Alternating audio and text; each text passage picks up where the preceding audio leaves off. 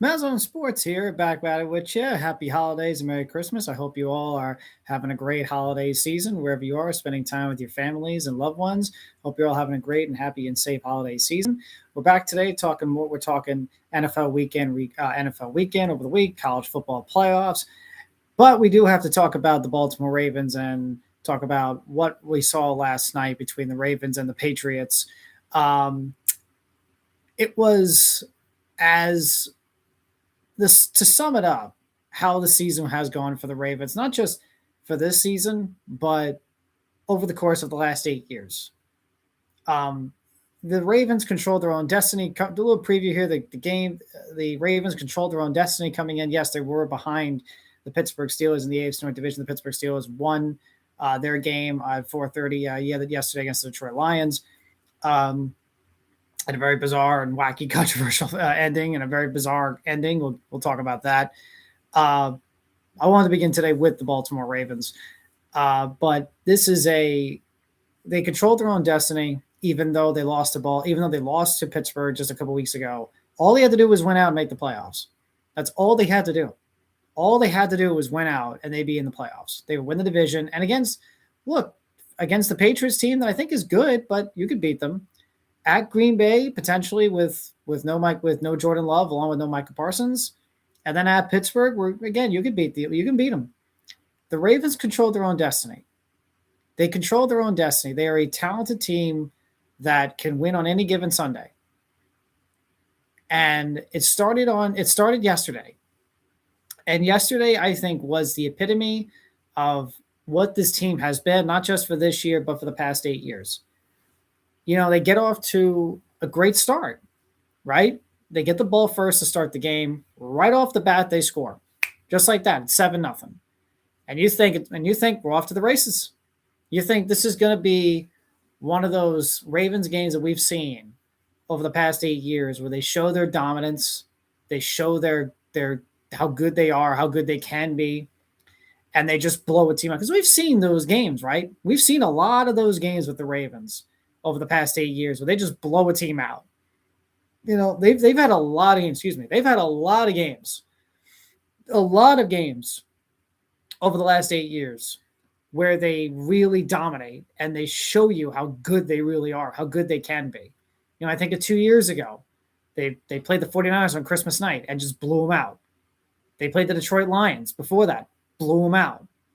I can go on and on and on. There's a lot of games like that. They played the Patriots back in 2019. Tom Brady and Belichick pretty much blew them out and dominated. They played the Rams that year, dominated, blew them out.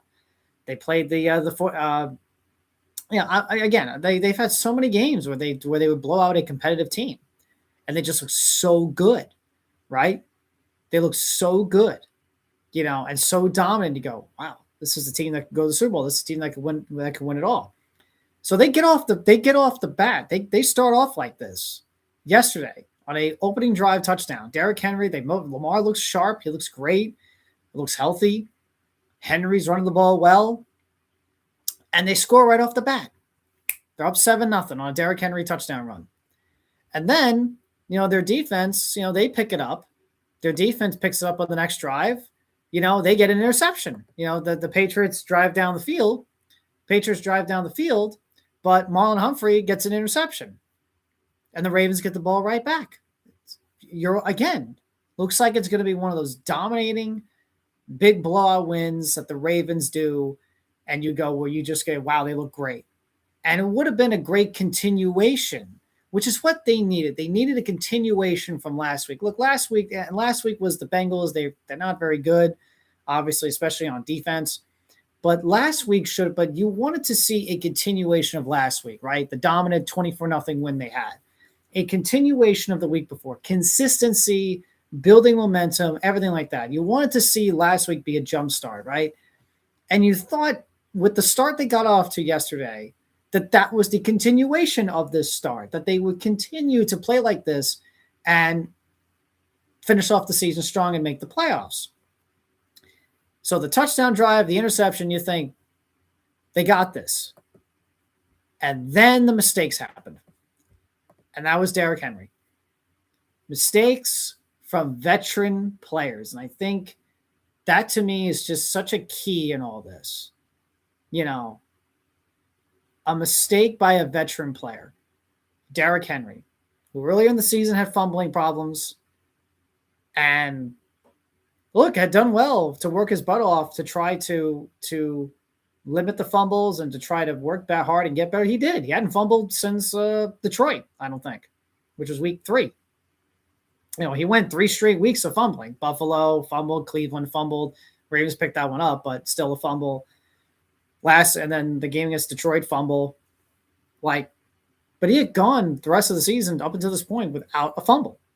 So he had worked hard to get better. He had a pretty solid season overall after the fumbles, but he fumbled again. On primetime TV in a huge game, he fumbled again. And you could see it right away. It just got to him. You can see it right away. But to his credit, it didn't let him affect him the rest of the way. It didn't affect him the rest of the way. Because he had a pretty good productive game, Derrick Henry. Aside from the fumble, he had a pretty good productive game. Derrick Henry, overall in this game, Derrick Henry had 18 carries, 2 touchdowns. We'll get to that second one. And 128 rush yards. He averaged 7.1 yards per carry. Had a very good game overall. A very, very, very, very productive game. But they score a touchdown and then he fumbles. And then after that, the Patriots, the Patriots score a touchdown to tie the game. They score a touchdown to tie the game. And now you're in a dogfight. The Ravens then go 3 and out on their next drive. The Patriots go down the field, kick a field goal. And then things really hit the fan. So the game is tied at 10. So that it's now 10-7 Patriots. And then things hit the fan. Because on the Ravens' very next drive, after the Patriots kick a field goal to make it 10-7, Lamar Jackson gets hurt. It's just been that kind of year for him. It sucks. But Lamar Jackson gets hurt. He starts running and scrambling. He runs, tries to get some yards. And as he goes down, one of the Patriots defensive players just hits him in the back. His knee, I think, hit Lamar right in the back. And you can see Lamar get up, really grimacing in pain. He was really, really just kind of stretch it out. You could see him just really wincing and grimacing. You can tell he was in a lot of pain. And I think even Jeff Zrebiak of the Athletic said after the game that Jackson was just grimacing in pain. He was having trouble putting his clothes on after the game. He was kind of leaning on the locker room. I'll get the tweet up. Or yeah, he was invisible. This is from Jeff Zrebiak. He was in visible pain. He was leaning on the locker as he spoke, struggled to get dressed, grunting and grimacing the whole time. So Lamar gets hurt, and he's out for the rest of the game. Essentially, Tyler Huntley comes in and takes over for the rest of the game. Huntley played well. Huntley did his best. He played well. But that was just it's just been that kind of year for him, for Jackson. And unfortunately, this is the third time in 5 years where he's been pretty hurt, but losing Lamar in a must-win game like this was such a big blow. The Ravens kicked a field goal in that drive to tie the game at 10, but obviously everyone's attention by then was on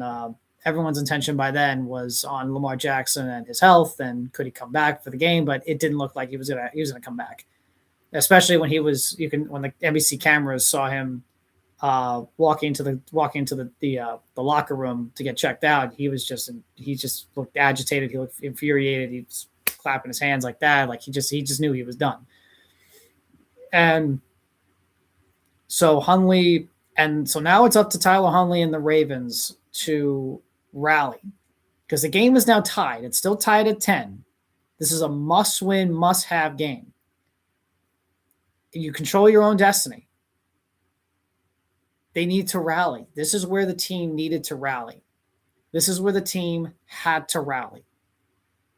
And the Patriots get the ball back. And they get a strip sack fumble. The Patriots are driving down the field, but the Ravens get a strip sack fumble. The second turnover of the game. Darius Washington forces the fumble, then Draymond Jones picks it up. So the Ravens don't have a lot of time left, obviously. And obviously this is not Lamar Jackson. This is Tyler Huntley. There's only 19 seconds left. Ravens have 2 timeouts. But the Ravens can at least still try to see if they can get some, at least try to get a field goal. Well, they could have, but for some reason, Hundley throws the pass to Mark Andrews, and Andrews tries to, and we found out later after the game that this was done off the cuff on his own. This wasn't part of the plan. This wasn't a design play or anything from Todd Monken. No, this was Mark Andrews acting on the cuff. So they have 2 timeouts, 19 seconds. Hundley throws the pass to Andrews, and as Andrews getting tackled, he chucks it to try to at least looks like he's throwing to DeAndre Hopkins, almost like one of those hook and ladder plays, right? And the Patriots recover. Now, the Ravens catch a break because it was ruled a forward pass, but also, so wouldn't have counted, but it's ruled a forward pass, so it's a penalty, but the Patriots also did a roughing the passer penalty on that same exact play. So it was offset penalty, and the Ravens ended up taking a knee. Thing is, how this actually cost the Ravens a possible chance at some points here is that if Andrews doesn't do that, and the Patriots, then that means the Patriots penalty would have held the 15-yard unnecessary roughness. The Ravens would have had at least 11 seconds. They would have had a 15-yard penalty, 11 seconds with 2 timeouts. At least give you an opportunity to maybe get a deep ball, something like maybe a big play or something like that, and then call a quick timeout to at least try to get you in field goal range, to at least try to get you to get some points before the half. But because of the offset penalty, the Ravens just take a knee from there, and they go into halftime tied at 10. And this is where, again, little things, right? The little things that the veterans, right? Like Mark Andrews is a veteran. Derrick Henry's a veteran. That you shouldn't be doing that. Mark Andrews is a veteran. You shouldn't be doing that, you know. And the Ravens weren't done beating themselves again, you know. And even throughout this game, the Ravens were getting some pass rush on Drake May, but it was kind of far and in between. They were getting some pressure on him, but Drake May would step up in the pocket, make a good throw. But there were a lot of times where May had a lot of time in the pocket. The pass rush, for the most part, or for a lot of the game, was just non-existent for the Ravens. But the Ravens going to Patriots going to halftime tied at 10. And the Ravens, their first possession, Tyler Lute misses a 56-yard field goal. He missed a 56-yard field goal. The Patriots kick a field goal from there. The Ravens score a touchdown, 17-13. Then the Patriots, for some odd reason, on a 4th and 10, by the way, not a 4th and 1, not 4th and 2, 4th and 10, they do a fake punt, and the Ravens sniff it out and stop them. And the Ravens then proceed to score a touchdown. It's now 24-13. Derrick Henry scores his 2nd touchdown of the day. Keep note, folks. Keep note of that. Derrick Henry's 2nd touchdown of the day. A 2-yard touchdown run. A 2-yard touchdown run. Well, I hope you enjoyed that, because that's the last time you see Derrick Henry for the rest of the game. So, but the Ravens, here we go again, right? So they're up 24-13. There is 12 minutes and 50 seconds left in the game. You're up by 11. So you're up at 11. You're at home. You're facing a good team, but a guy with a second-year quarterback, right? He's had a great year, but a second-year quarterback. You need this win. You got to win. If you want to make the playoffs and you want to win the division, you got to win. You're up by 11 with 12 minutes and 50 seconds left. Where have we seen this before? Because immediately it goes through your mind of, are they going to hold this or are they going to blow it? Well, turns out it was the latter. The Ravens allow a touchdown. Right after that, a beautiful pass from Drake May for a touchdown. It was a great play, great throw for a touchdown to who caught that touchdown? To I think it was Kyle Williams. Yeah, Kyle Williams. They get the 2-point conversion. It's 24-21. Now, the Ravens get the ball back with 9 minutes left. Derrick Henry's nowhere on the field. Derrick Henry, who had rushed for 18 carries for 128 yards and 2 touchdowns. Yes, he had the fumble, but he overall had a really good game. He's not on the field. It's 24-21. You're up in this game. You're up by 3. It's 24-21. You need to run the football. You need to run the football, choose some clock, and if you can, maybe get a field goal out of it, even better, get a touchdown. But you need to run the clock. The clock is on your side. You're up. Your defense just got gashed for a touchdown drive just now. You need to run the football. And Derrick Henry has been great. So you should run the football. For some reason, Derrick Henry is not on the field. And on the first play they do is a pass. Incomplete to Rashad Bateman. They then do a 4-yard run with Keaton Mitchell.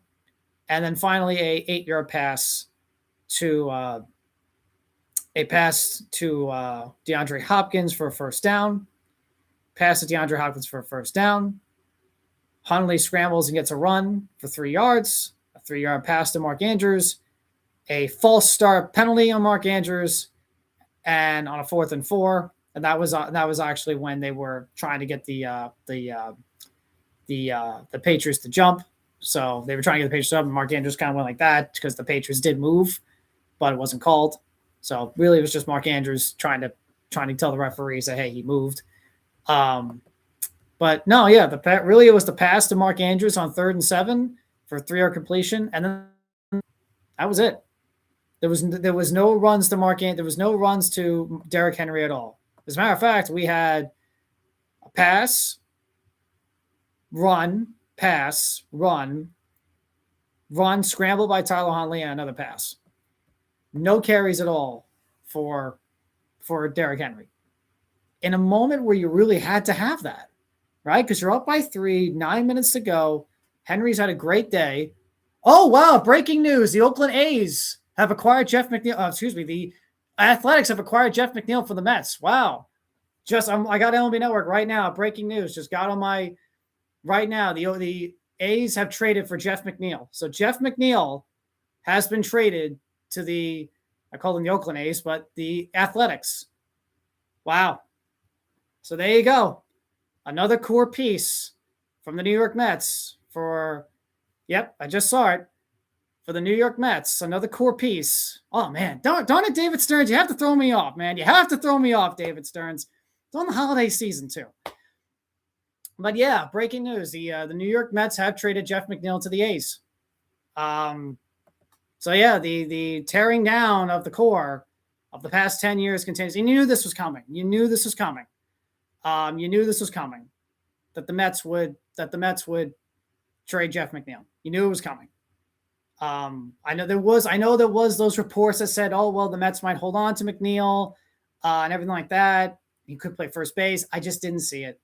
I'll have to talk about more of this once we get more details. I'm seeing the ticker right now on MLB Network. They're going to show up now. Yeah, the Athletics acquired Jeff McNeil from the Mets. Let's take a look.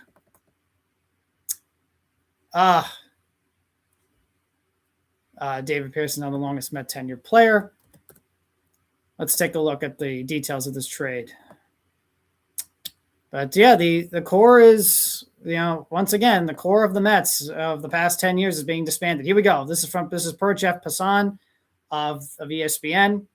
The Mets will receive Yordan Rodriguez. The A's receive a $5.70 A's. The A's receive Jeff McNeil $5.75 million. So this is obviously they're getting his contract.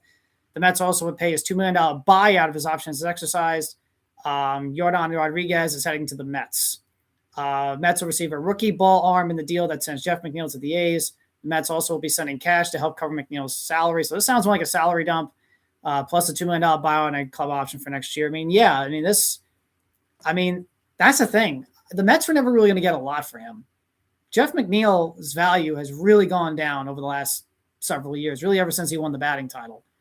It's really gone down. And he had a decent season last year, a decent year, not a great year, though. Still too many inconsistencies, too many, inconsistent strikeouts, a lot of bad pop-ups and bad ground outs. I'm not a fan of also his attitude and the constant temper tantrums that he would throw. It's a move that I felt should have been made a year ago, 2 years ago. Honestly, I would not have given him that contract if I was the Mets. I think that was another bad contract that Billy Epler and Cohen gave during that 2022 offseason, along with the Brandon Nimmo contract. But yeah, it's just another piece from this core over the past 8, 9, 10 years is now gone. So, and this one's probably the least surprising. I would say this one's the least surprising and the one I would have expected the most out of Edwin Diaz, Pete Alonso, and Brandon Nimmo. But we'll talk more about Jeff McNeil a little bit later. Let me get back to the Ravens. Thank you, David Stearns, by the way. Jesus, for throwing me off. But anyway, the Ravens punt the ball. They punt the ball. Patriots get the ball back. And what do you think is going to happen? I'm sure every Ravens fan who has watched over the last 8 years knew that the Patriots were going to score, and they did. The Patriots scored. They took a lot of time off the clock. And even then, that's another thing. The Ravens only took, only maybe a couple minutes of clock, and the Patriots got the ball back with 5:12 left. Patriots drove down the field, got some big fourth down conversions, and a 21-yard touchdown run by Stevenson to give the Patriots a 28-24 lead with 2 minutes left. And so you're asking your backup quarterback in Tyler Huntley to drive you down the field and score a touchdown with 2 minutes left and 3 timeouts. Unfortunately, the poor guy didn't really get a better chance because on the second play of the drive, Zay Flowers fumbled. And again, Zay Flowers has had a great year. He's in his 3rd season already. He's had a great year, 2nd straight year where he's had 1,000 yards receiving. And he fumbles again in another big spot. Again, another veteran player making a bad turnover. And yeah, I would call Zay a veteran at this point. Another veteran turning the ball over at a bad time. And that was it. Game over. The Patriots ran the ball, got a first down after that, and the game was over. The Ravens, once again, when they had a win right there, at home. By the way, the Ravens finished the season 3-6 at M&T Bank Stadium this year. The Baltimore Ravens, who have historically been a great home team. They have historically been a great home team. Finished the season 3-6 at home. They finished the season 3-6 at home in their own home ballpark. And that tells you everything. And 3 primetime home losses. 3 primetime home losses to the Lions, to the Bengals, and now to the Patriots. 3 primetime home losses. Just really bad. Very bad. And Lamar obviously left the game due to injury. Like I said, it adds more to the frustrating season he's had. He just hasn't been healthy. And now this team is pretty much done. Pretty much they're done. John Harbaugh said earlier today that Lamar got a MRI on his back today. They said there is significant contusion damage, but he is day-to-day. So we'll see about his status for Saturday night against the Packers. I were to guess, I'm going to say he doesn't. I'm going to say they're going to try to get him to play, obviously, because they need a win, and everything. But I think it's going to be tough for him to go out there and play with that bad back. To go along with his hamstring and foot injuries, et cetera, that he's been dealing with this year. It's going to be really tough. But again, they need him. So, and I'm sure he's going to want to be out there. I'm sure he's going to want to be out there. So it's going to be tough. But Lamar comes out with a back injury, and the Ravens, it looked like they had it, right? And they scored.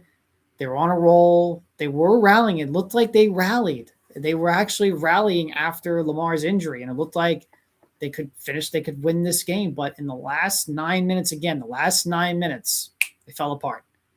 And it was mistakes, not making the winning play, not getting the winning first down or winning plays on offense, not getting the winning stop or winning plays on defense.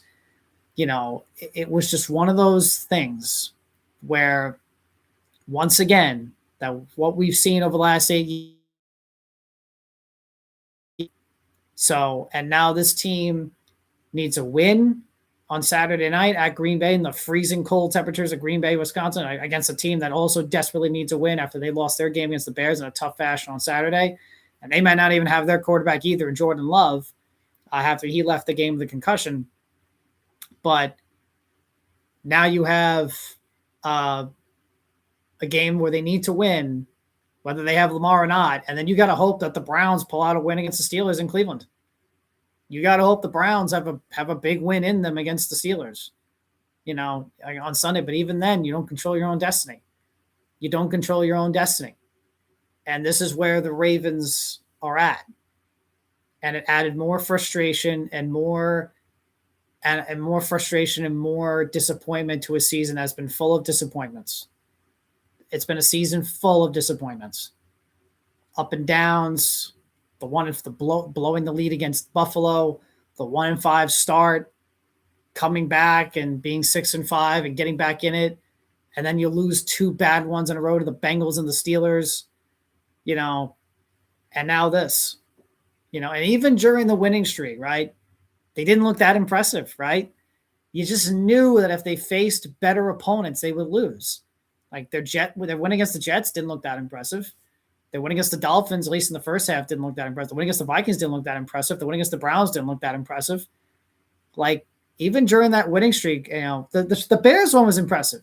That was a good one. That was I think their best win of the season. That and the Bengals game from last week, because they played a complete game and they beat a good team, and they did it with Tyler Huntley at quarterback. So it's like that was a good win. That to me is their best win of the season, in my opinion. That or the week or last week against the Bengals, but there wasn't too much of that this season. There hasn't been too much of it. And obviously now with yet another late collapse and another bad blown lead, now comes the question of everyone's futures, and especially John Harbaugh's future. What does his future hold? If the Ravens miss the playoffs this season, a very bad, disappointing season, combine it all with the last 8 years of playoff disappointments, what does his future hold? And what was interesting today is John Harbaugh was actually asked, really for the first time ever, was asked about his job security. He was asked about his job security. He was asked about his future and asked about his dialogue with the owner, Steve Bisciotti. He said, Steve has been fantastic per Jeff Reback of The Athletic. He said, quote, Steve has been fantastic. He's a great leader, and he's also been challenging. Steve wants to win. There's no bigger competitor than Steve Bisciotti. Harbaugh also said the future is today. The future is the Green Bay Packers. And he also said that Lamar said today, he said, we'll all be in to play our best football. That will be our goal. So again, today he was really asked for the first time. He said, coaching at any level is a day-to-day job. Your job is to do the best job you can today. It's never been about keeping a job. I try to do this job, not try and keep the job. So for the first time, really, he was really ever asked about his job security, and look, if the Ravens do move on from him, it's been a heck of a ride. Like overall, this has been a heck of a ride. 18 years, 14 playoff appearances, bunch of playoff wins. I think he has the most road playoff wins ever for a head coach. I'm pretty sure he has. The Super Bowl, you can look, sure, would you have liked more? Yeah. Heck yeah. The team, I think Harbaugh should have had more than one Super Bowl. We can point to a lot of things why he didn't get more than one Super Bowl, or why he hasn't been able to get more than one. But it doesn't take away the fact that he's been a damn good head coach, and maybe after 18 years, the team needs a new voice. Maybe they do, after 18 years, maybe they do need a new voice in the locker room, and if they were to get a new head coach, I would love Kevin Stefanski. I'm a big Stefanski guy. Marcus Freeman, if they want to go to the college ranks, would be a good guy to get. If they want to go the coordinator route, Brian Flores, I think would be great. He can, and Clint Kubiak would be great. Those would be my top 4 choices for the Ravens if they were to move on from Harbaugh at the end of the season. We'll have to see. We'll have to find out at the end, if the Ravens do indeed miss the playoffs, which it looks like they will, where this team will, where they decide at head coach and where they want to go. And does Harbaugh, and do they even, or does Harbaugh have the job until he says, nah, I'm done? Does he have the job until something like that? I don't know. I feel like that's also the Steelers of Mike Tomlin. I feel like it's Steelers with Tomlin, where it's his job until he says, I'm done. Maybe it's the same thing. I don't know. But to me, this is more than a head coach thing. I've watched this team we've all been watching this team for the last 8 years. This core group of players, this current crop, this current group. This is just not a championship group of guys. To me, the problem goes beyond the coach. I don't know if you bring in a new head coach, all of a sudden things are going to change. This is still the same crop of players that makes key mistakes every freaking big game. This is still the same group of players that don't win in these big spots. This is still the same crop of players that make bad penalties and bad interceptions, bad fumbles, don't get after the quarterback, can't protect, can't run the football when they have to, make the winning play, right, at the winning time, at the winning moment, right, the winning play. This is still the same crop of players, the same core that's been together since 2016, 2017, 2018, for the most part. This is still the same crop of players. The reality is this. Since we've been watching them together for the last 8 years, this is just not a championship group of players. They're just not. They're just not. So if the Ravens are going to make a change of head coach, they also have to adjust this core. They have to make some changes at the core, make some changes with player development and roster construction. Obviously, there's locks, right? Lamar's a lock. Kyle Hamilton's a lock. Roquan Smith, I think, is a lock. Zay Flowers is a lock. And Nate Wiggins is a lock. Aside from that, I think everybody should be on the table. Ronnie Stanley, Tyler Lindenbaum's a free agent. Mark Andrews, I know they gave Andrews an extension, so it would really be Andrews after next season because they could still trade him or release him. And that it's a good friendly contract for the Ravens, so they could trade this. So they could work something with him next year after next season. Isaiah Likely is a free agent at the end of the season. I saw fan footage of Isaiah Likely after the game, and I'm not trying to single him out, but I'm using this as an example to the mentality of the team, right? And why I do think this is a player thing. So there's footage of a fan saying, this is after the game. He's walking to the parking lot. And obviously, yeah, he's frustrated. They're all frustrated. They've had another tough loss, another bad, tough loss. I get it. He's frustrated. They're all frustrated. It's been a tough trying season. We're not on their shoes. It's been a tough trying year. But he's walking to the parking lot. Now, remember, they haven't been mathematically eliminated.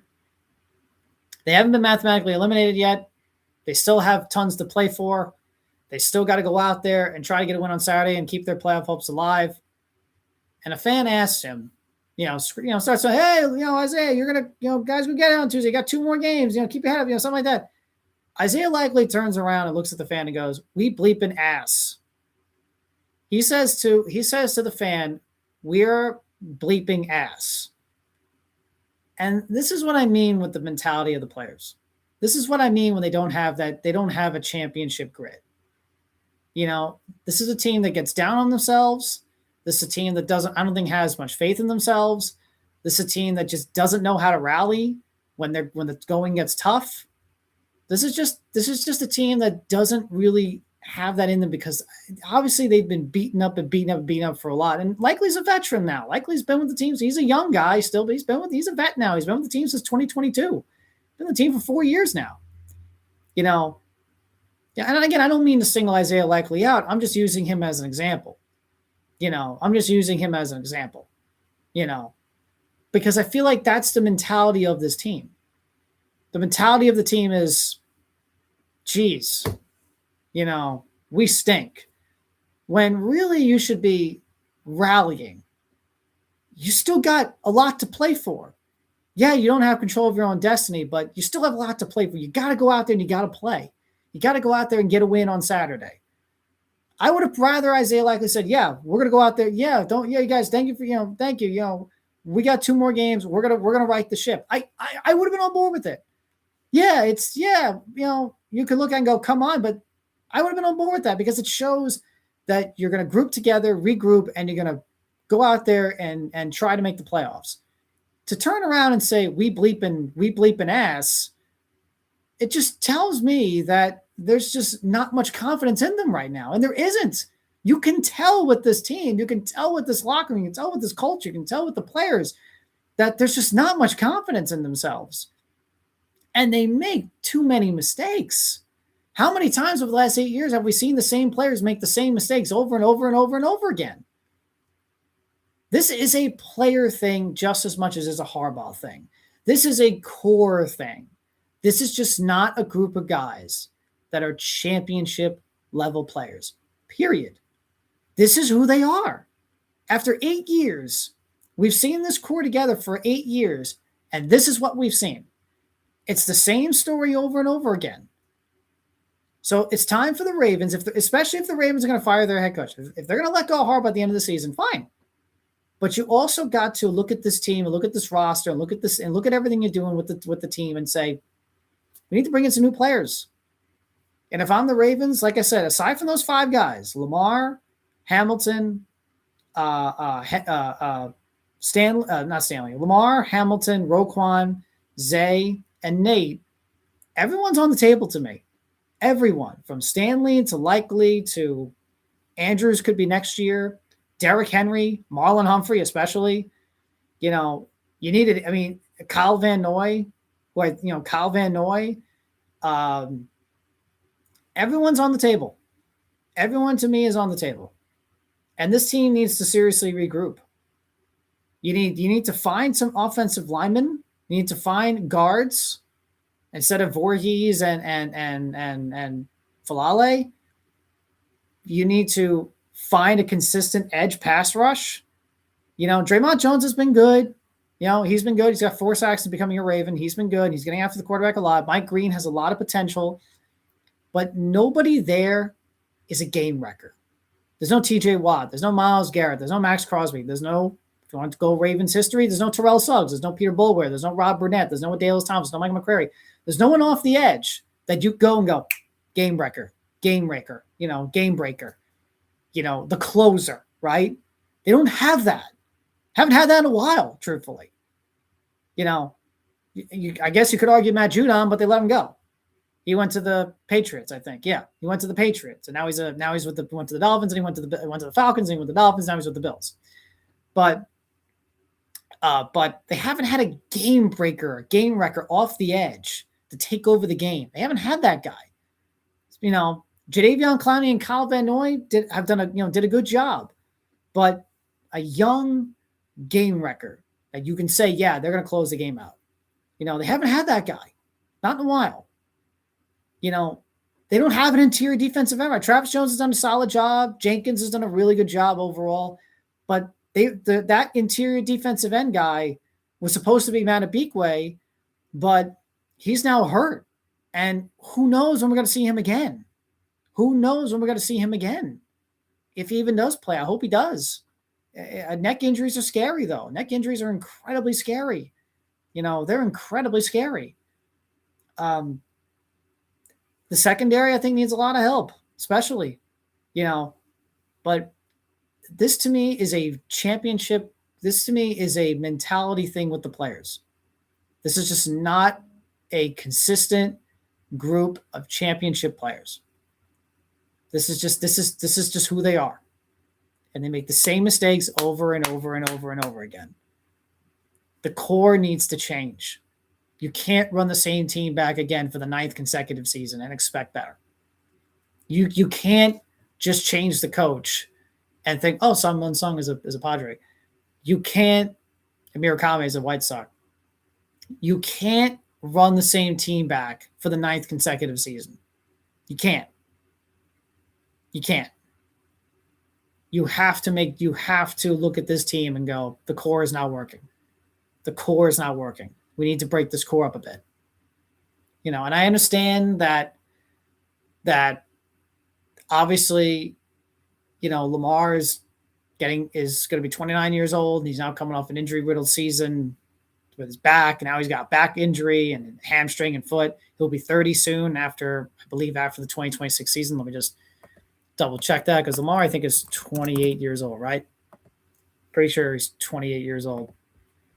Lamar is 28 to be 29 in January. Actually, him and I share the same birthday.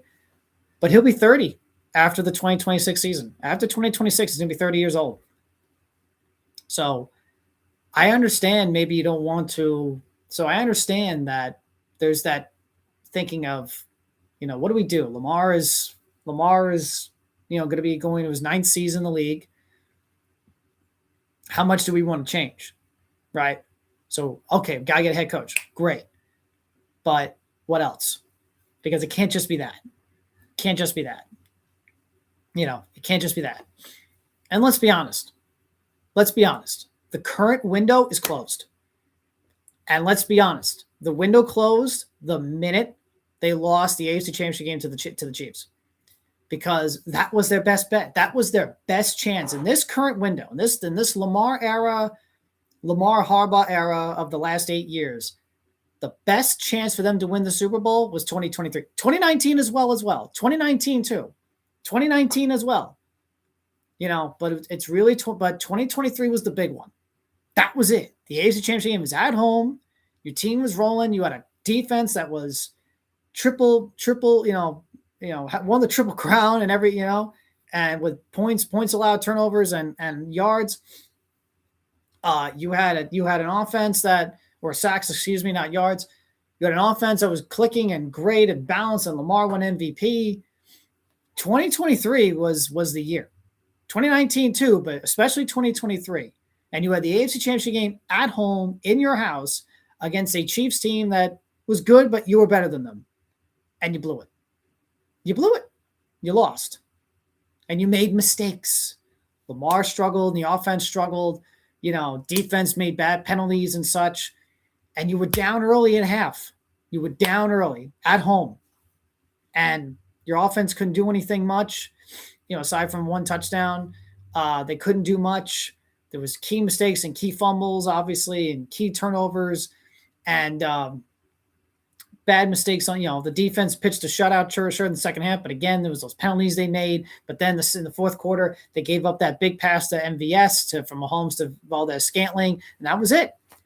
And with everybody in the building, essentially every big Baltimore guy in the building, from Ray Lewis to Ed Reed to Suggs to I think Ogden to Bolden, Cal Ripken Jr., Michael Phelps, like they were all there already. And this was supposed to be the crowning moment of Lamar Jackson and John Harbaugh and this squad of Ravens and this core group of guys beating the Chiefs, who have been the class of the AFC, and taking them down and becoming the new kings of the conference, and then going on to win the Super Bowl. It was destiny. And they had it, and they blew it. And it's, to me, the third worst loss in Ravens history. At least it's whatever, third or fourth. The two biggest losses in Ravens history is still the 2011 championship game and the 2006 divisional playoff game. But the 2023 AFC championship game is probably number 3 or number 4. It's up there. They blew it. But that was their moment. That was their season, and they blew it. 2019 too, and they blew it. But look at that. Look at that, right? 2018, you saw in 2018 when they lost to the Chargers. 2019, you saw it there when they lost to the Titans after the 1 seed. Great offense, dynamic offense, great defense. They blew that. 2020, blew that against Buffalo. 2021, missed the playoffs due to injuries and bad defense. 2022, didn't have Lamar, but even then, you battled, you played well against the Bengals. All you had to do was punch in the end zone, and they didn't. And they blew that. 2023, they blew it. Last year, still looked like a really good team. Your defense had gotten better down the stretch. Your offense was great. Lamar had a great year. And then you blew it against the Bills. You were down by 11 at the half. Again, penalties and mistakes and interception here and there. And you had to battle your way back against the Bills and Josh Allen, who wins the MVP in Buffalo, and you have to climb your way back to the rest of the game. And then, of course, you had the Mark Andrews fumbles and drop. It's the same things over and over again. From big-time veteran players that you're expecting to play well, like Lamar or Andrews or Zay or Stanley, or Marlon Humphrey, whoever you're expecting them, or whatever, Roquan, Kyle, whatever, Hamilton, Henry, you're expecting these Mark Ingram, past guys like Ingram and Edwards and whatever. You're expecting them to play better. You're expecting them to live up to that potential. and then they don't. For one reason or another, they don't. Whether it's just the fact that I think they just don't have that championship core. They don't have that championship mentality, and it's just not a championship group of players. The problem isn't just the head coach. I don't think firing John Harbaugh is going to fix everything. He's just the easy scapegoat, just like Greg Roman was the easy scapegoat. Greg Roman was the scapegoat. They fired him, and guess what? Now fans are pissed off at Tom Monken. You can scapegoat the coaches all you want. That's fine. In a way, that's why they're there. They're there for you to scapegoat the players. They're there for you to scapegoat players, in a way, when things go wrong. But when we've seen this core and again, I'm not absolving Harbaugh of blame. I'm not. He deserves as much blame as any of them, especially when you don't run Derrick Henry, which doesn't make any sense. Why is Derrick Henry not on the field? Why is Derrick Henry, what, an 18 carry, 120-yard, 2-touchdown game, up by 3 in the penultimate drive when you need to drain down some clock? You got to run the football. You got to get some points, all that other cool stuff. And he ain't out there. That just doesn't make any sense. So that's on Harbaugh.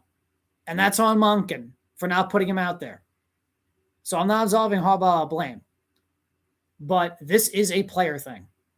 This is also a player thing. This is just not a championship group of players. And they don't have that mentality. They don't have that championship mentality to win. They don't. I've seen it now for 8 years. They don't. And that's the bottom line. That's the bottom line that we as Ravens fans have to just accept. This is who they are. They're not a championship group of players. And it's not just the coach that might need a new one. You also might need some new players. Like I said, aside from those 5 guys I mentioned, Lamar, and some might even disagree with Zay Flowers considering the fumble he had yesterday. I'm already seeing people say get rid of Zay Flowers. So Zay Flowers is already starting to get some heat now. He's been great for 3 years, but now he's starting to get some heat because of the damn fumbles every big game he has. Because of these fumbles. So he's gaining some heat now from Ravens fans. I wouldn't let him go though, because he's a darn good player. It's nice to have the Ravens have productivity, at wide receivers when you draft them. Obviously, we all know the history of the Ravens when it comes to drafting wide receivers. But to me, there's 5 guys, of course. 5 guys: Lamar, Hamilton, Roquan, Zay, and Nate Wiggins. Everyone else you can look at and ask to evaluate. Everyone else I think you need to look at and evaluate with their contracts, their situations, their core, what have you. I think you need to evaluate them all. Obviously, the rookies like Malachi and Mike Green are not going anywhere, of course, but some of the other, Rashad Bateman, I think is another guy who you need to look at in terms of trading. Rashad Bateman, some of these core guys like Bateman and Stanley and Linderbaum and Henry, Van Noy, Marlon Humphrey. You need to look at those guys and do a heavy evaluation. And heck, if you need to do a heavy evaluation on this roster. There needs to be a change of mentality and change of attitude and change of, confidence level with this team. There just needs to be, because right now they don't have a championship mentality. It's just as much on the players because it's the same mistakes over and over and over again. It's the same mistakes, and it's everybody. It's the quarterback, it's the offensive line, it's the running backs, it's the receivers, it's the tight ends, it's the defensive lines, the safeties, it's the linebackers, the corners, the special teams. It's everybody. It's everybody on this team. It's all the players on this team. They hold just as much as the coach does. There needs to be a serious change when it comes to the players. And the roster needs to be reconstructed. It's been 8 years of the same stuff. I think we know who they are. So they get 2 more games. If they win on Saturday, then you got to hope that you got to hope the Browns have a win in them on Sunday. And if they do, then you'll have the division to play for somehow. But I see that from Isaiah Likely, and I go, this is why they are where they are. Even Lamar against the Steelers, when he's arguing with a Pittsburgh radio host, I'm just like, why are you responding to a guy that called you overrated? You're a 2-time MVP. He's just looking for attention. He's just looking for attention. Why are you even bothering with him? You're a 2-time MVP. Who cares if he called you overrated? I look at other guys too, like Ben Cleveland. Really, dude? Really? You got suspended? Really? I mean, come on. This is just, this is just a team that just doesn't have a championship mentality. They don't have a championship mentality. And that's the sad reality. For 8 years.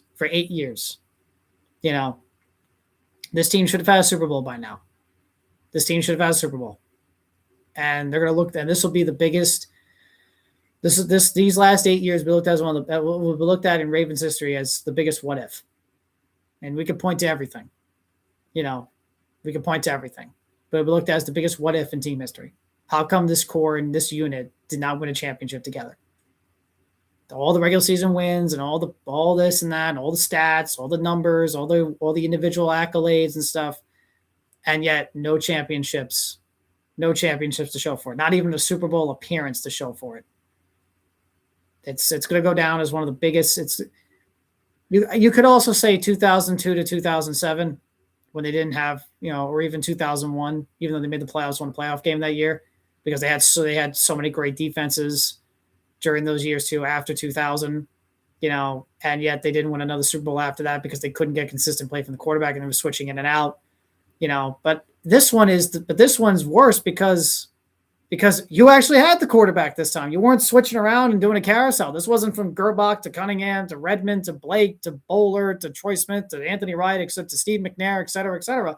No, we have Lamar Jackson, top 5 player in the game, quarterback in the game, player in the game, best running and throwing quarterback, best dual threat quarterback ever, one of the most talented quarterbacks that's ever set foot on a football field. So this isn't like that where you were looking for the quarterback. No, this time you actually did have the quarterback, and you couldn't win and you couldn't get to a Super Bowl.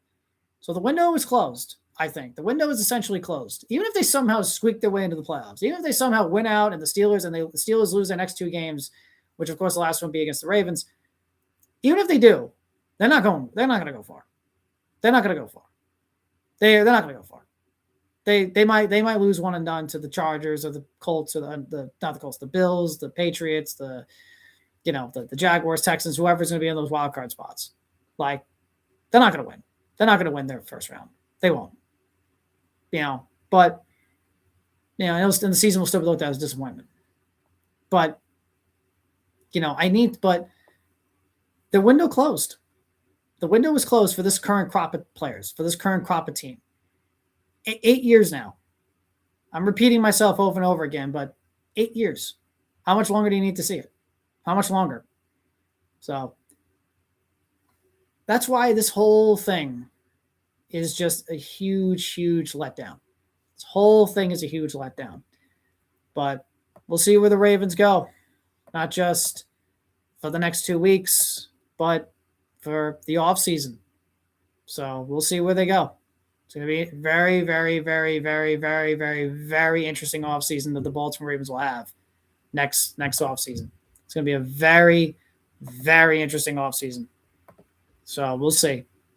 Around the NFL, the rest of the NFL will go to the Saturday games. Obviously, Monday night is tonight, Niners and the Colts. So we'll preview this game quickly. I fully expect it's San Francisco at the Colts. I fully expect San Francisco to win this game outright. Indianapolis, look, they're coming back home. I'm sure there'll be some buzz and excitement for Phillip Rivers. And the Niners do have injuries, and the Colts really need this win bad. If the Colts lose this game, you're looking at them losing out and missing the playoffs 8-9. I just don't know what they could get out of 45, 44-year-old Phillip Rivers. It's a great story. You give him all of his credit and his due for going out there and giving it and keep playing because he's got a lot of heart and toughness. I just don't know how much. I just don't know if this is sustainable. I don't know if he can produce for them. What I saw again, maybe hopefully for him and hopefully for the Colts, they can get more out of it with just a full week of practice, and maybe they can put more today in the offense. But I just don't see them beating a Niners team that is controlling their own destiny, that is playing good on defense, has a balanced offense. To begin this game, but I think San Francisco wins this game outright as the game goes on. So that's Monday Night Football tonight. For the rest of the week, on the Thursday night games, the Eagles beat not Thursday night games. Speaking of Thursday nights, Seahawks and the Rams. This was the game of the year. Who would have thought, for all the criticism that Thursday Night Football gets, that the two best games of the year will be on Thursday Night Football? You had this game, and then you had the Yunk Bowl, Bengals Steelers, between Joe Flacco and Aaron Rodgers.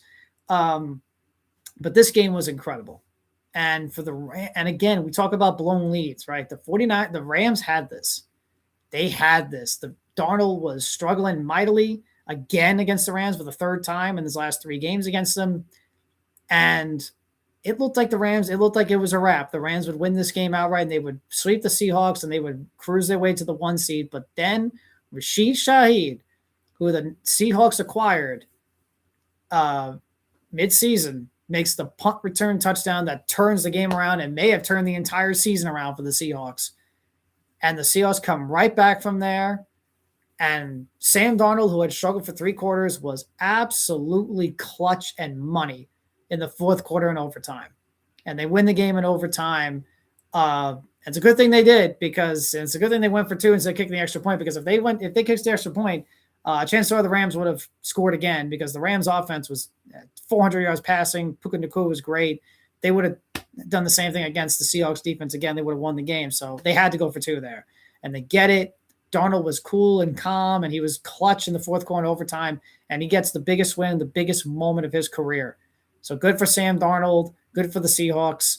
And if the Ravens don't make the playoffs this year, I'm rooting for Seattle in the postseason. So, but this was an incredible game, an incredible win for the Seahawks, and just a really disheartening loss for the Rams. But now the Seahawks have the number 1 seed with 2 weeks to go. They control their own destiny, but they get a tough, scrappy Panther team this upcoming week, and then they get San Francisco, who also controls their own destiny. So if the Niners win Monday and then the next game, and the Seahawks win against Carolina, Seahawks-Niners will determine the number 1 seed in the NFC and who gets home field. So, and if you're the Rams too, I think the Rams more than any team in the league needed home field advantage.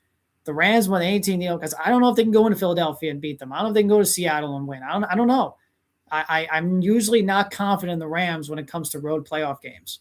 The Rams have usually been historically great and best when they have home field, dating back to their days in St. Louis in 99, 2001, and to the Goff and McVay days, and now to Stafford McVay.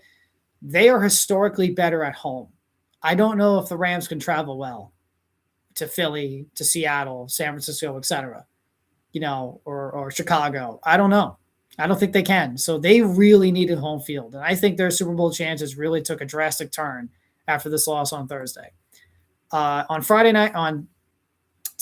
night's games, the Eagles beat the Commanders 29-18. So for the first time since the 2003-2004 Eagles, the Philadelphia Eagles have clinched the division, the NFC East division, for a 2nd consecutive year. So congratulations to them. Saquon Barkley looked really good. So if he keeps going, the Eagles will be dangerous heading to the playoffs. The Bears, speaking of blown leads, the Packers looked like they had this one. Again, the Packers had a 16-6 lead, even though they lost Jordan Love for the game with a concussion, as mentioned before. Malik Willis comes in, plays admirably, and the Bears, 4th and 2, down 16-6. They kick a field goal as the clock goes past the 2-minute warning. So the plan, I think, was to get the field goal off right before the 2-minute warning, so they can have the 2-minute warning and 2 timeouts, so 3 chances to stop the clock. But they couldn't do that but they didn't do it. They were too slow getting the ball off. Field goal goes up, 2-minute warning. So now they only have 2 timeouts. They only have 2 timeouts, so they have to do the onside kick. So I didn't agree with them going for on 4th and 2, and not only not going for on 4th and 2, kicking the field goal. I didn't agree with them kicking the field goal on 4th and 2. And then they go and because of the late field goal, they have to go for the onside kick. And then, circa 2014 NFC Championship game, Romeo Doubs loses the ball. He fumbles it. The Bears get it. And then the Bears score a touchdown to tie the game. And then Caleb Williams arrived. Caleb Williams has his I have arrived moment. He has his I am a franchise quarterback. He throws a beautiful, beautiful touchdown pass to DJ Moore to win the game for the Bears. And Caleb Williams has now a franchise. Every quarterback has to have that moment, I think. Every young quarterback has to have that moment where they prove they're a franchise quarterback. I think back, for the Ravens, I think back to Joe Flacco when he threw that big pass to Todd Heap in the divisional playoffs against the Tennessee Titans. That was his moment of, this is a franchise quarterback. That's your guy. Merry Christmas, Happy New Year to you. Happy New Year to you too, my friend. I hope you're doing well. That was his moment of, he's a franchise quarterback. I thought the same thing with Caleb Williams. Lamar had that against the Patriots in 2019. When he dominated, when he played so well against the Patriots against Tom Brady in 2019. That was his moment of that. And I'll even say the Seattle Seahawks in Seattle, the 4th and 2, when they went for it and got it. Caleb Williams had his I'm a franchise quarterback moment on Saturday night. The Bears found themselves a guy. Caleb Williams is now the guy in Chicago. Buckle up, Chicago. You got yourselves a quarterback. I hope you like it. It's pretty fun when you get one. But the Bears get a huge win, 22-16, to now take control of the NFC North Division. And we'll see where they are in the playoff series right now. Currently, I think they are the number 2 seed. Let me check for you all. They are the number 2 seed, yes, in the NFC. They have a win over the Philadelphia Eagles, so they're in complete control of the 2 seed, and there's still a chance they can get the 1 seed. The Bengals beat on Sunday's actions. The Bengals beat the Dolphins 45-21, a dominating performance by Joe Burrow and the Bengals offense against the Dolphins team that is completely checked out.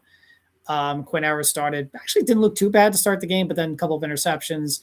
So the Bengals get a win 45-21. The Titans, with the Chiefs down to their third-string quarterback because Gardner Minshew got hurt. Thankfully, it wasn't a torn ACL as initially feared. It's not a torn ACL, but they were down to their third-string quarterback, and the Titans get a 26-9 win over the Chiefs. The Bills, boy, this game, the Bills did everything they could. The Bills win this game 23-20 over the Cleveland Browns, but the Bills did everything they could to give this game to Cleveland. Everything they could to give this game to Cleveland, but Cleveland couldn't take advantage. I mean, 4th and 1, instead of, doing a QB sneak with your quarterback or something to get a first down, keep the drive going, they throw to the end zone, and yes, it should have been a touchdown. Dawson Knox dropped it. It should have been a touchdown, but the play call itself is very odd. You got Josh Allen. Just get a first down. You're up in the game. You don't need a touchdown or anything. Just get a first down. Work your way. But the Bills escaped Cleveland with a win, and I continue to have my concerns with the Bills heading into the playoffs. I really do. The Vikings beat the Giants 16-13 in a game where the Giants, I think, had net 13 passing yards. So Jackson Dart, welcome to the NFL. He faced the Brian Flores defense.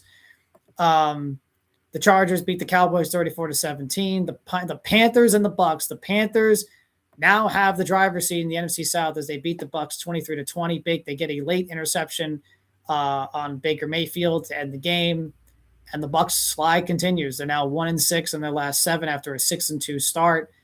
And boy, oh boy, I like Todd Bowles, but he's in trouble. We're talking coaches who might get fired. If the Bucks don't make the playoffs, Todd Bowles probably going to be fired. And the Bucks will be the ones looking for a new head coach next season. And that's tough because, I like Todd a lot. I like the Bucks. They've been a good story over the last couple of years. But if they don't win out against the Dolphins, I believe they have the Dolphins, against the Dolphins, and then the rematch with the Panthers, he might be done. Todd Bowles, he might be done. Panthers get Seattle next week, so honestly, it could very well be they win the follow. It could very well be the Bucks winning next week, the Seahawks winning next week, which sets up the winner in Week 18 between the Bucks and the Panthers to win the NFC South. But just another bad loss for the Bucks, and their slide continues. The Saints beat the Jets 29-6. What else is there? What else is new? What else is there to say? The Jets are terrible. They can't get anything out of their offense. Brady Cook just stinks. It's not a knock at Brady Cook. He's a third string quarterback, but my God, they just can't move the football with him, and they're still going to run with him as their starter this week against the Patriots. It doesn't make any sense, but they want to evaluate him. They want to see what he can do, and they want to evaluate him for next year. But there's just nothing in terms of production, in terms of moving the football that he can bring. You might as well just start Tyrod Taylor for the next 2 games. It just doesn't make any sense. And the Jets defense, played well, but again, their offense can't score, so they got to be perfect. So The Jets should. Bart Scott said it best. The Jets should not be 23 points. The Saints should not beat you by 23 points. And I agree with Bart Scott. But when you have nothing from your quarterback, your offensive line gives up 8 sacks, and honestly, to be fair, Brady Cook ran to a fair amount of them. You have no playmakers, no receivers. When you have all those things, you get a 23-point loss to the Saints. The Jaguars beat the Broncos 34-20. A very good, very impressive win by the Jaguars at Denver, beating the Broncos. The Falcons beat the Cardinals 26-19. The Steelers, of course, beat the Lions 29-24. In the end, there were 2 offensive pass interference penalties and negated Lions touchdowns that would have won them the game. Of course, the last one was looked like a bit of a slight push by Ahmad St. Brown. He caught the ball and he lateraled it as he was getting tackled. The whistle was not blown. He lateraled it to Jared Goff, who took it in the end zone and scored. But because of the OPI, and that would have been a touchdown, would have been an unbelievably amazing way to end the game. But because of the pass interference penalty, it got negated, and the Steelers won the game. Obviously, very questionable calls on the Lions. Now the Lions looks like they're going to be out of the playoffs. Who would have thought? This season, the Kansas City Chiefs, the Detroit Lions, and the Baltimore Ravens will all be out of the playoffs. Who would have thought? Nobody thought that coming into the season. Nobody had. We all had the Ravens and Chiefs and Lions as not only playoff contenders, but in the playoffs, but Super Bowl favorites. We all had them in at least in the Super Bowl, and neither of them are going to be in the playoffs. So what a bizarre year this is. The Texans beat the Raiders. Squeak went out 23-21. We went over the Patriots Ravens game, and then the Niners and the Colts. Speaking of the Mets, I was going to talk about the Mets and Luke Weaver. Earlier last week, the Mets a week ago signed Luke Weaver to a 2-year contract. So Luke Weaver joins a bullpen that is right now again still a work in progress. I was just going to talk about of the Luke Weaver signing, but now with the Jeff McNeil trade today, I probably should keep talking about that. But Luke Weaver, the Mets did sign. I think he's a okay to good signing. He adds, but again, he's coming off a bit of a inconsistent down year with the Yankees last year. So he's, again, just like Devin Williams, you're hoping you get more of 2024 Luke Weaver and his past self than you had this past season. I do think he's a solid add to the bullpen. Hopefully he's healthy because he had some injuries last year, and his fastball is working well because I do think he can be a solid add, but you're hoping you get more of the 2024-2023 version of Luke Weaver than you did from 2025. The Mets is still an average bullpen that they have right now. AJ Minter, of course, is looking like he's not going to be ready for opening day. Who knows when he'll be ready to go. The Mets still need a big guy in that bullpen. I don't think Luke Weaver and Devin Williams should be the only moves they make. They need a big guy in that bullpen. They need someone there in the back end who can play that 9th inning. So they really need that guy. So who knows who they'll get or what they'll do or whatever. But I think Weaver overall is a good solid addition to the bullpen. Of course, obviously Jeff McNeil got traded to the Athletics for Johan Rodriguez. So Johan Rodriguez joins the Mets. Let's take a look at Johan Rodriguez and what numbers we have here. Let's take a look at what we have here with Johan Rodriguez. But it's the Jeff McNeil trade. Like I said before earlier, this should have been a trade that should have went down a few years ago, to be fair. So, but it continues. Though the A's also received cash considerations in the deal. Our old friend cash considerations. But yeah, and just the SNY Mets just posted this. Brandon Nimmo, Edwin Diaz, Pete Alonso, Jeff McNeil, all gone. So again, these are all guys over there since 2016, 2018, 2019. So Johan Rodriguez, here we go, is a 17-year-old rookie ball pitcher. So that joined the A's organization earlier this season. So the Mets get a developmental player, a teenager that they'll work and develop hopefully for the next couple of years. Like I said, I just didn't think the Mets would get enough. I didn't think the Mets would get any big player for Jeff McNeil because McNeil's value has gone down so much over the past few years. But like I said earlier in the show, the core, David Stearns, we talk about cores, right? We talk about cores and what the Ravens, I think, have to do. Look what the Mets are doing. They've had the same core virtually for the last 7 to 10 years. And they're finally saying, this is just not a winning core. This is just not a winning championship core. And that's what David Stearns is doing. David Stearns is now building the team in his image. But the Mets trade Jeff McNeil. They signed Luke Weaver. And they introduced Jorge Polanco today to the press and to the Mets. It's just, but it's going to be, there's still a lot of work to do for the Mets. There's still a lot of work to do. And there's still a lot of holes that need to be filled. Jorge Polanco said something interesting. He said that he expects to play a lot of first base, which I thought was interesting. The Mets apparently told him that he'll be playing a good amount of first base. This is him saying this, quote unquote, he played a good amount of first base, but also that he could bounce around the infield. Yeah, he's a guy who goes to second base, shortstop, third base. It's kind of surprising to me that the Mets looks like the Mets would put him at first base daily. I would make him the DH.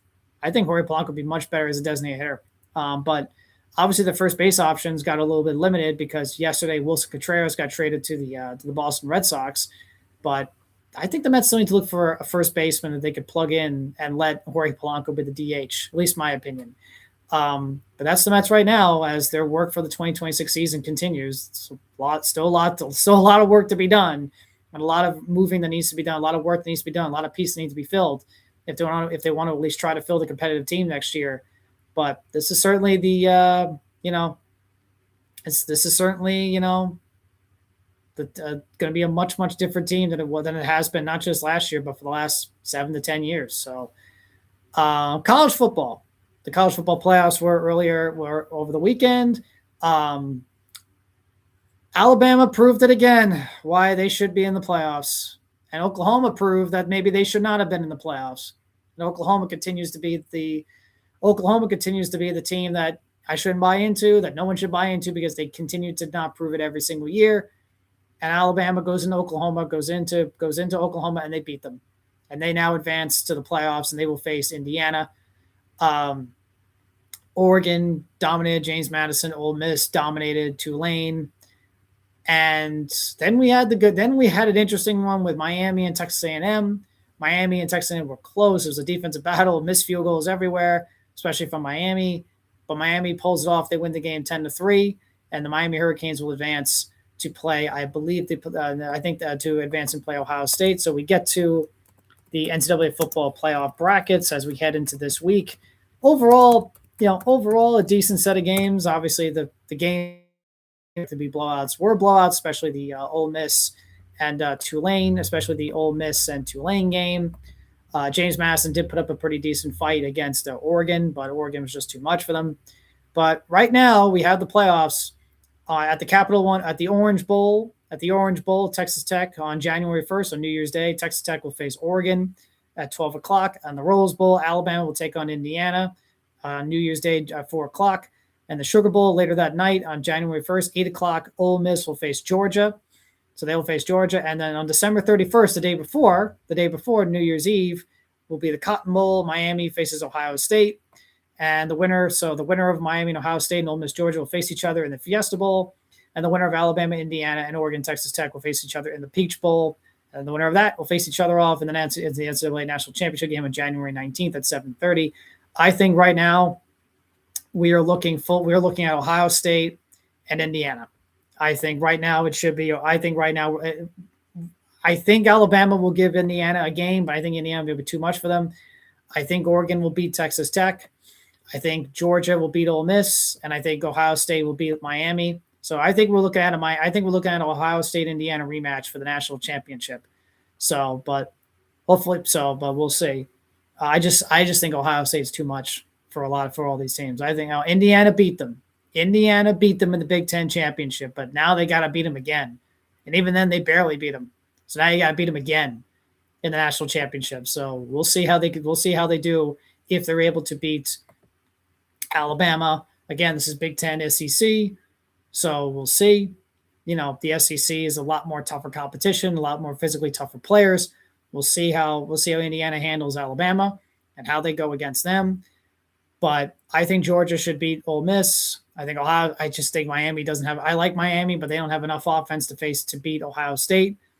So I think we're looking at Ohio State, Indiana right now in the national championship. We'll see if Indiana can beat them a second time. Because it's tough to beat Ohio State twice, let alone once, or once, let alone twice. But I'll do a little pro wrestling, a little pro wrestling to talk about before we finally wrap the show up. Obviously, gone long, but we already talked about Monday Night Raw is tonight. It's a tape show tonight on Monday Night Raw. I won't spoil anything or anything like that. We can talk about that next week of what we saw on the show. But what's booked for tonight on Monday Night Raw? Rhea Ripley versus Asuka, Bayley versus Roxanne Perez, Javon Evans versus Rhea Americano, and Nikki Bella is scheduled to cut a promo. SmackDown, not much to talk about last week on SmackDown, except Cody Rhodes cut a very interesting promo. That was very heelish on Nick Aldis. So I get it. They want to show a different side of Cody Rhodes, I guess. They want to show a different side of him coming into, now he's in this incredible, he's in this really scathing and fierce feud with Drew McIntyre. I guess maybe they want to show a different side of him. But it was very heelish, telling the GM, I am the law, telling the GM, I'm your boss. It was a very, very heelish promo by Cody Rhodes. Not saying they're going to turn Cody heel, nor should they turn Cody heel. Seriously, I don't think Cody Rhodes should turn heel for a while. I know everyone is kind of teasing to see it or kind of wanting to see it. Everyone's been wanting to see a Cody heel turn since his days in AEW. But Cody is QB1. He is the biggest babyface in the company. He's such a good babyface world champion. I wouldn't turn him babyface anytime soon. I wouldn't turn him heel anytime soon.